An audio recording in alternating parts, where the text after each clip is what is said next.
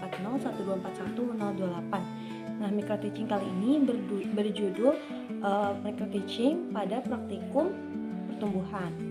Saat awal praktikum kita berada di kelas, Kak Ibnu menyampaikan materi terkait biologi perikanan itu ada terbagi menjadi 2 jenis cabang ilmu. Yang pertama itu terkait dengan natural history dan yang kedua dengan dinamika populasi. Untuk natural history itu kita mempelajari kayak sejarah hidupnya, daun hidupnya seperti apa, jenis makanannya, dan juga perkembangan populasinya seperti apa. Lalu yang kedua ada dinamika populasi. Untuk dinamika populasi ini mempelajari tentang pertumbuhan ikan itu seperti apa, mortalitasnya seperti apa, rekrutmen, stok, dan juga lain-lain. Nah, lalu kita mempelajari tentang pertumbuhan. Jadi pertumbuhan itu adalah pertambahan dimensi, baik itu panjangnya, ukurannya, beratnya, seperti itu teman-teman. Lalu kita saat itu pindah ke lab untuk melakukan praktikum. Jadi ikan yang diamati oleh kelompok aku adalah ikan kurisi atau Nemipterus japanicus. Nah, dia itu mempunyai ciri morfologisnya berwarna agak pink merah muda dengan gradasi putih. Lalu ekornya itu berbentuk cagak atau fork, jadi dia agak bercabang seperti ini. Lalu dia mempunyai bentuk tubuhnya kompres dengan mulutnya itu berbentuk terminal seperti itu. Nah, saat mengamati ikan kurisi ini, oh ya teman-teman, namanya itu kan Nemipterus japanicus. Nah, kenapa namanya seperti itu? Karena dia japanicus itu karena dia juga emang tersebar di Pulau Jawa. Nah, jadi dari ikan tersebut kita mengamati morfometriknya. Kita mengukur panjang mulai dari panjang total, panjang cagak, panjang baku, terus tinggi badan sama lebar bukaan mulut. Selain itu kita juga menimbang dari ikan tersebut. Tadi kita kan menimbang panjang total. Nah, kalau panjang total itu dari mulut bagian depan ikannya sampai benar-benar ujung ekornya. Seperti ini teman-teman.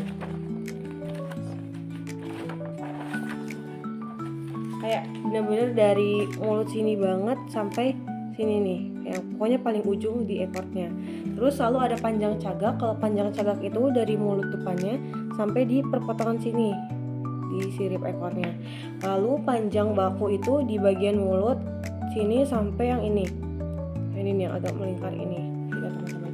Lalu kalau untuk tinggi badan dia dari segini ya teman-teman, dari kayak depan dorsal sama depan pektoral banget kayak gitu. Nah, untuk lebar bukaan mulut kita tuh kemarin agak mukanya harus pelan-pelan karena kebetulan gigi ikan kurisi ini cukup tajam ya teman-teman.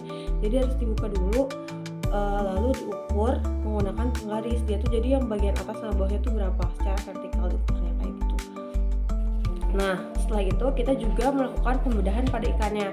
Pembedahan pada ikan ini bertujuan untuk mengambil gonadnya, lalu mengambil ususnya juga dan lambung. Nanti ususnya selain diambil, kita juga harus diukur dulu panjangnya tuh seberapa. Jadi saat melakukan pembedahan itu caranya yang pertama kita siapkan dulu ikannya, lalu amati di bagian bawah ikannya itu ada bagian anus. Nah, di bagian anus tersebut nanti kita gunting ke atas secara vertikal, lalu sudah setengah bagian, jangan sampai full sampai akhir, kayak sampai setengah bagian tubuh ikan aja, lalu belok ke kiri dan kita gunting lagi lurus sampai mendekati operculum. Lalu kita gunting ke arah bawah.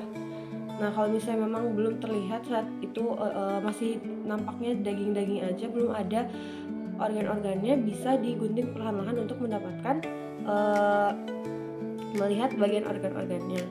Nah, untuk kemarin kita juga mengambil gonad. Kebetulan di kelompok aku itu kebanyakan gonadnya jantan gitu. Cara membedakannya, gonadnya itu kalau jantan dia berwarna putih susu, sedangkan kalau untuk yang perempuan bentuknya itu dia warnanya agak kekuningan.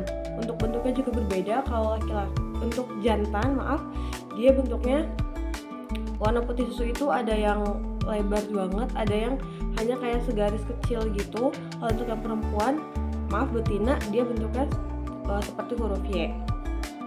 Nah, lalu dari gonad-gonad tersebut kita juga bisa membedakan TKG atau tingkat kematangan gonad. Nah, tingkat kematangan gonad itu yang saya ingat kemarin ada 4, ada 1, 2, 3, 4. Untuk 1 itu dia yang paling muda, jadi dia masih kecil, jadi semakin bertingkat semakin besar, apalagi yang TKG keempat seperti itu. Lalu setelah itu kita memasukkan sampel yang sudah kita potong ke dalam botol jar. Nah, botol jar tersebut tentunya akan diisi dengan formalin agar bisa disimpan untuk praktikum selanjutnya dari gonad dan juga usus tersebut. Sekian dari saya. Wassalamualaikum warahmatullahi wabarakatuh.